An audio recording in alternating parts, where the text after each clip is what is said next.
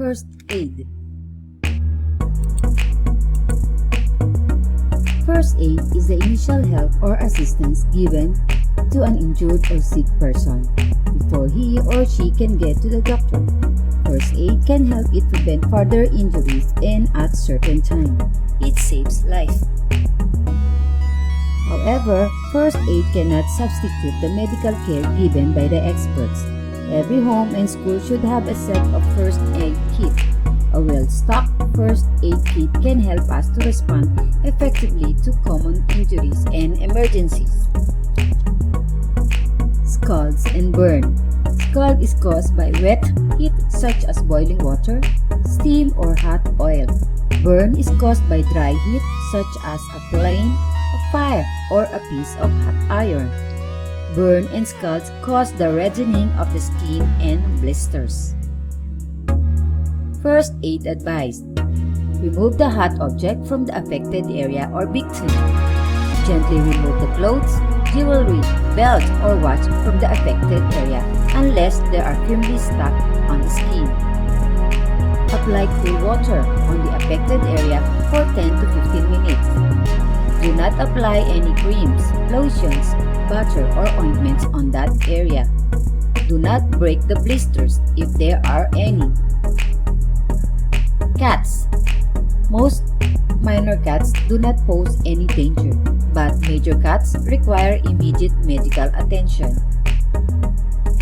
Wounds are opening on our skin. We need to clean them to avoid infections.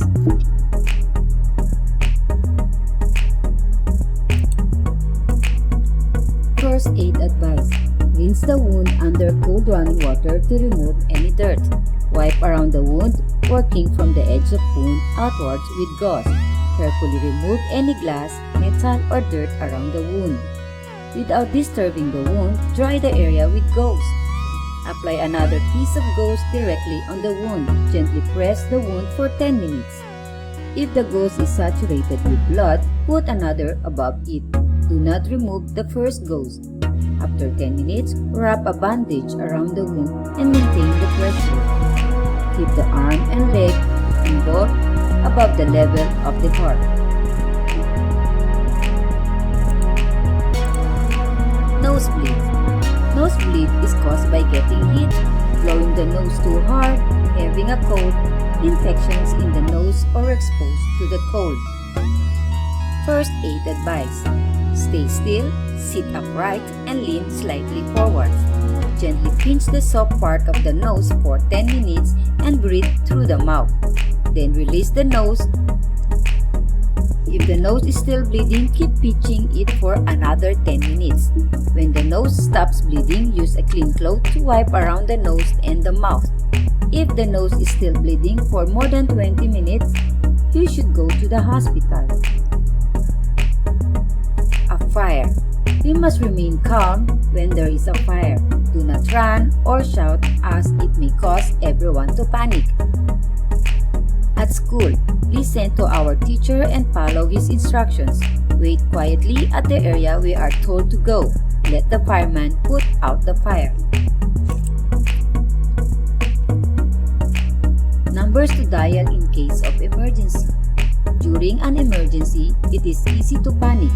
We need to be prepared. We need to have the important telephone numbers ready in case of emergency.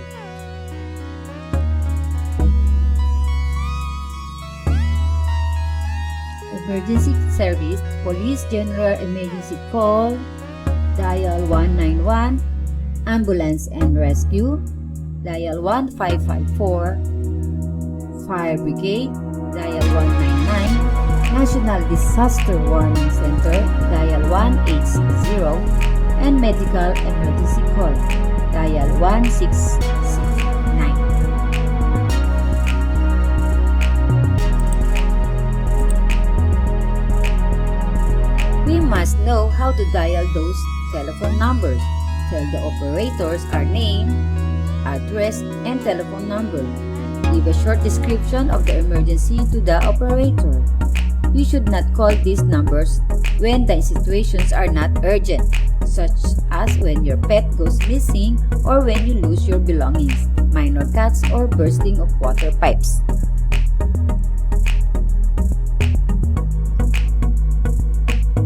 Prank calls are calls made to deceive the receiver.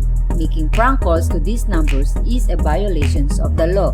It is not only the waste of money and time, but can be dangerous as someone with real emergency may not be able to reach the services. Thanks.